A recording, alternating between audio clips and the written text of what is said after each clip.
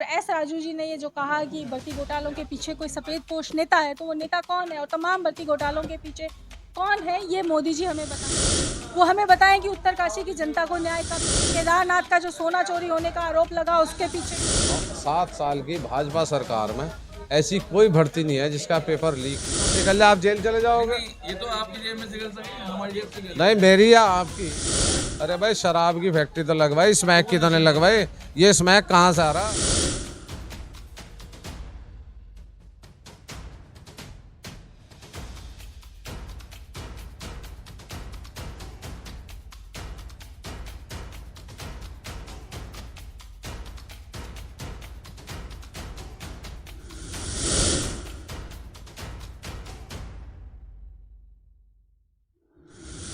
इसी करने का यही मंतव्य था, क्योंकि मोदी जी आज उत्तराखंड में हैं और हम आपके माध्यम से मोदी जी से सवाल करना चाहते हैं कि जो उत्तराखंड में भर्ती घोटाले हुए और एस राजू जी ने ये जो कहा कि भर्ती घोटालों के पीछे कोई सफ़ेद पोश नेता है, तो वो नेता कौन है और तमाम भर्ती घोटालों के पीछे कौन है, ये मोदी जी हमें बताएं।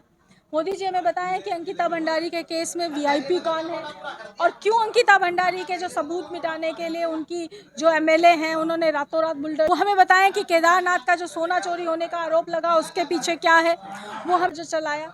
वो हमें बताएं कि उत्तरकाशी की जनता को न्याय कब दे रहे हैं। हमें बताएं कि जो 4 साल का कॉन्ट्रेक्चुअल आपने युवाओं की जो सेना की जो नौकरी है उसको अग्निवीर के नाम पे कर दिया, उसके पीछे आपका क्या मंतव्य है। तो ये तमाम सवालों को लेकर के हम आज मीडिया के माध्यम से मोदी जी के सम्मुख थे। सिर्फ कांग्रेस के पीछे ही नहीं, तमाम राजनीतिक दलों के पीछे पड़ी हुई है कि वहाँ से लोग टूट करके उनके यहाँ आ जाएं, क्योंकि वो चाहती नहीं कि कोई विपक्ष उनके खिलाफ आवाज़ उठाने के लिए बचा रहे। आप ये देखेंगे कि बड़े नेताओं के साथ तो ये बहुत कुछ हुआ कि उनके ऊपर तमाम तरह के आरोप लगाए गए, तमाम तरह की जांचें चलाई गई, लेकिन जैसे ही भाजपा में जाते हैं सब जांच जो है वो रोक दी जाती है, उनको क्लियर चिट दे दी जाती है।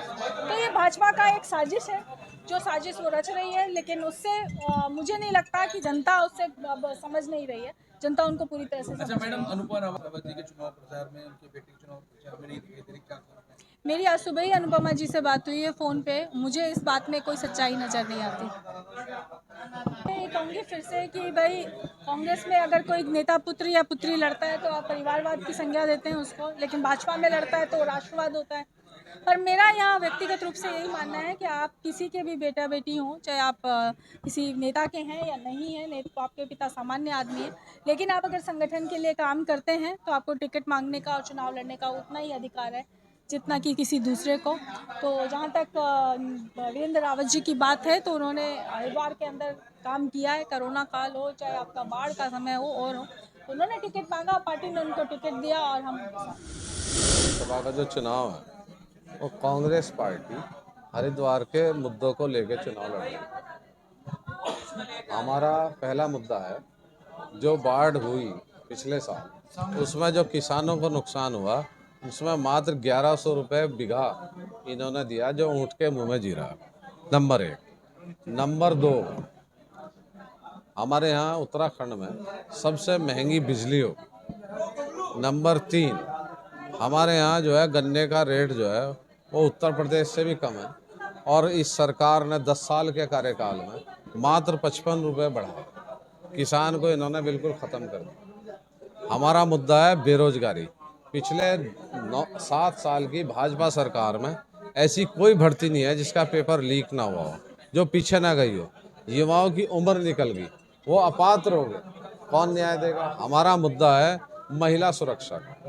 हमारा मुद्दा है सबसे महत्वपूर्ण, मैं मानता हूँ सबसे महत्वपूर्ण मुद्दा है नशा। नशाखोरी जो है बढ़ गई, क्योंकि युवाओं को रोजगार नहीं मिल रहा, नौकरी नहीं मिल रही, वो बेचारे हताश निराश होकर नशे की तरफ जा रहे। आखिर ये नशा आ कहाँ से रहा, इसे रोकने की जिम्मेदारी किसकी है।